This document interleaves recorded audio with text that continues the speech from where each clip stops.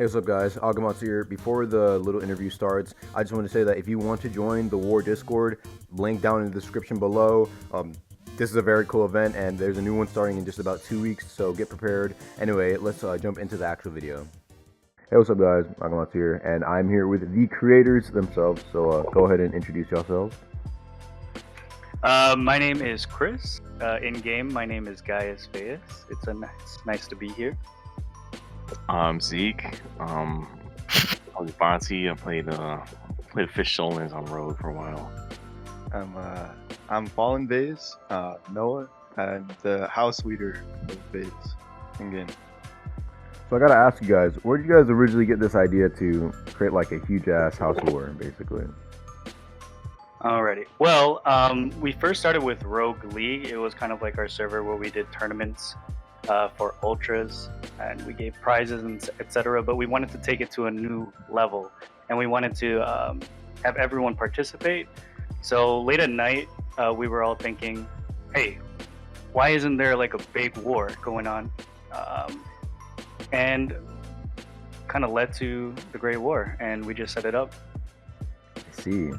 Was it like initially difficult to set it up, or like were you guys already well known? Actually, no. So I had my friend Froze and a couple other influencers that were close friends of mine who actually spread the Discord around, and that ultimately led to almost 2,000 members in our Discord server and the activity that we had now. So I don't think we could have done it without them. I see. So could you explain exactly how it worked? All right, so initially we had two factions. Again, this was kind of like our first event of this scale, so there was a lot of loopholes and a lot of rules open to interpretation. But essentially it was two factions. We just shoved houses together based on alliances and skill, and we just let them go at each other for 6 days. It was just 6 days. The war lasted 6 days. I see. So were there like any difficulties trying to like enforce the points to see who won? Initially, no, but because of my work schedule, I kind of left it to the admins and staff team, and that kind of led to discrepancies with points. But it was all handled and everything was added correctly in the end. So would you say that it was like a close match, or would you say one team dominated over the other? It was actually really, really close. No, it was just a 6 grip difference, right? Yeah. Towards the Today, end. 17 Katsura, one of the house representatives or the faction representatives, came through with 3 kills, which accounted for 2 points each. And that's kind of what really did it for Team A to win. So. And just for actual numbers, it was first to 300 points. Each grip was counted for 1 point. Team A, which was the Scions of Azul, had 302 points in the end. And the Knights of Voron, which was Team B, had 296. Wow. So it was actually very, very close. So how do you get more points? Because you did say you got 2 points instead of 1 from gripping those guys. How exactly So do you get yeah, so let me bring this up real quick.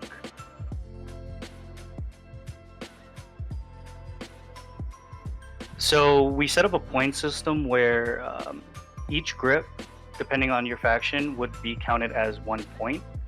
But we did have like these champion sort of community events where they would send one person from each faction to fight each other.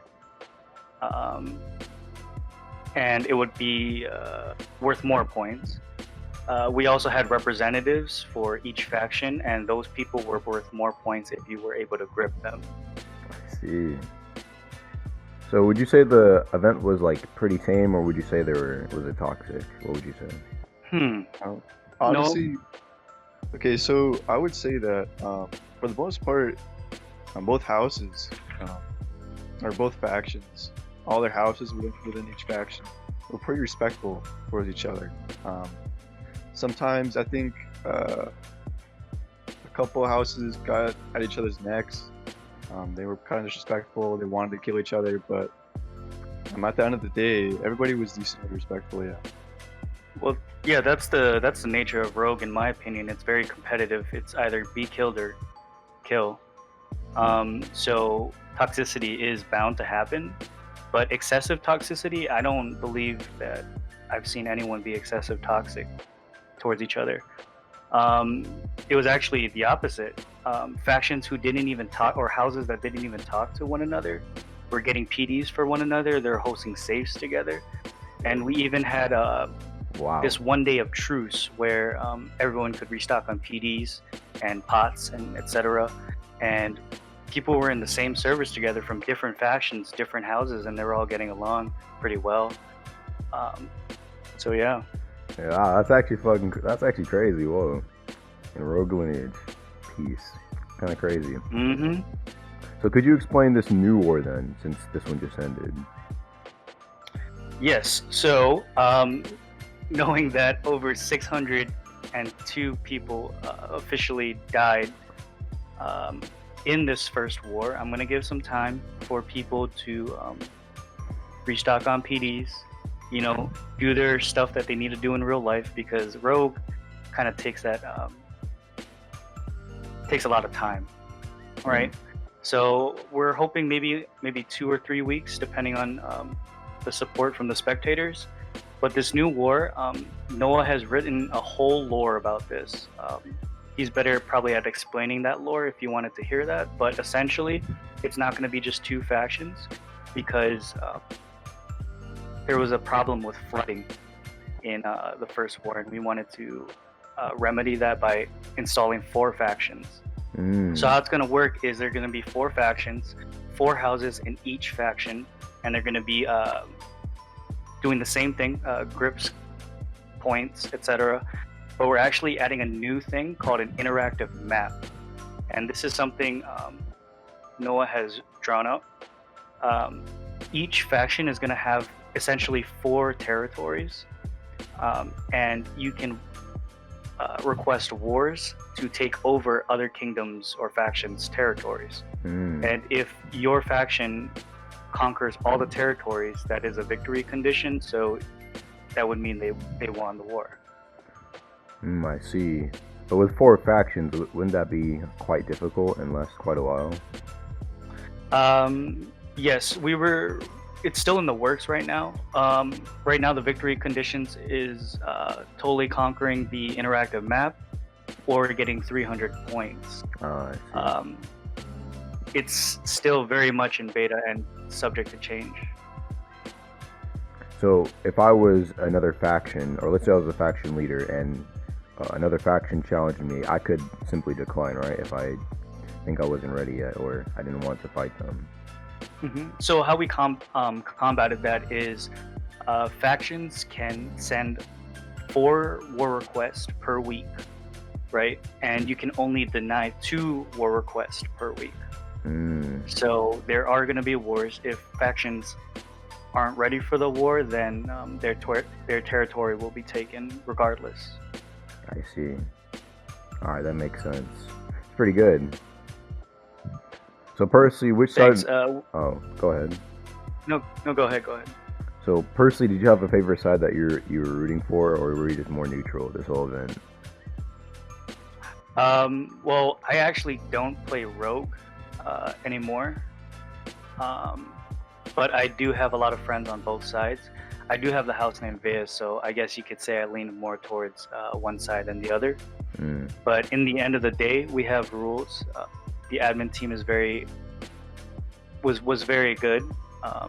There was a couple of discrepancies, but it was all handled in the end. I see. Dang. So if I must ask though, how many people are you expecting for this next war? Especially, after this video and more people want to join. Well, that's great. Let's see. Noah? This is something that we're currently talking about. There are 4 factions, which is 2 more than what we had this war. But there's a part of us that wants to make this a bit more competitive. Part of us that wants to make this a bit more selective in how we allow houses to join factions, mainly so that there's more competition. There's less houses feeding grips to other houses because they're not like as well equipped with their builds. We definitely want everybody to be able to participate, but it's something that we're working on right now. So when it comes down to it, you guys just essentially don't want the bad players to give the good players an easy win, basically. Because then that'd be too... It needs to be evened out. Yeah. It definitely needs to be evened out. Yeah, there was a problem with that this war. It led to faction leaders this war exiling some houses from their factions because they didn't want them to cost them the war, which is somewhat understandable, but there's going to be some sort of system set in place so that it's more balanced this time around. So do you guys plan on having like any reward for like the houses that win, or is it just going to be like, you know, oh, like you won, congratulations? Honestly, other than bragging rights and clout, we are still determining that. We're not sure what the lines are for like illegal activities as giving like gift cards away as people win. We're not sure how that is like black marketing, because we really don't want to be doing that. But we're still talking about it. It's a rough line because in a lot of like esports today, I guess, obviously there's monetary rewards for winning and all that. It's something we can't do, or we don't know if we can do, so we'll have to, I don't know. The answer is not really clear right now. Well, that's really all the questions I really have for today, guys. If you guys want to add on anything, feel free. I love your videos, that's all, man. Yeah, I appreciate it. Those are hilarious. Alright, well, there you guys go, guys. Thank you for watching the video, and I will see you guys in the next one. Peace.